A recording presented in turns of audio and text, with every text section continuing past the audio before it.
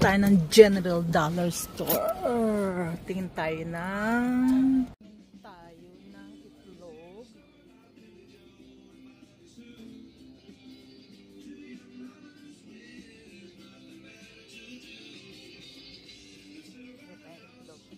Tayo na. Oh, ito yung nahanap ko. Yan. Ito yung balls na kailangan ko. Yay! Nagkawa ko na sarili kong style.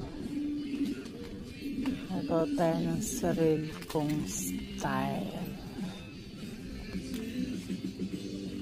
Bibili pa tayo ng balls. Maraming balls ang gusto ko. Pa ako na ito. Lit naman yata sa kamay ko.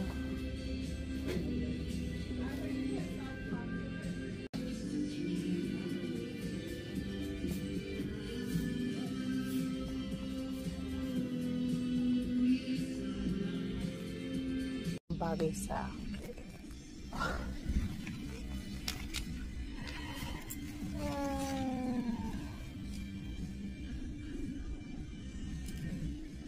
aray ko. Aray. Dollar daw. Bilhin natin. Tapos binili ko siguro $3. Tingnan natin.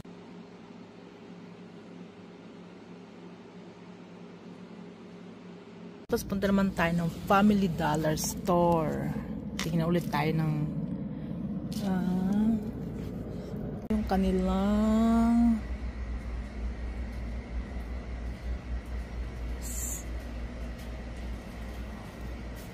wala masyado. Yung kanilang wala masyado.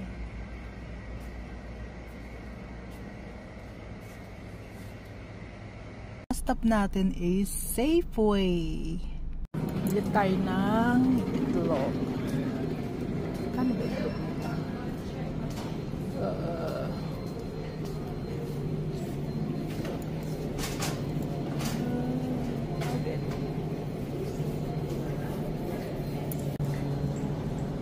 Peso na yan. Bili tayo ng mais. Okay. Then for $5. Okay na.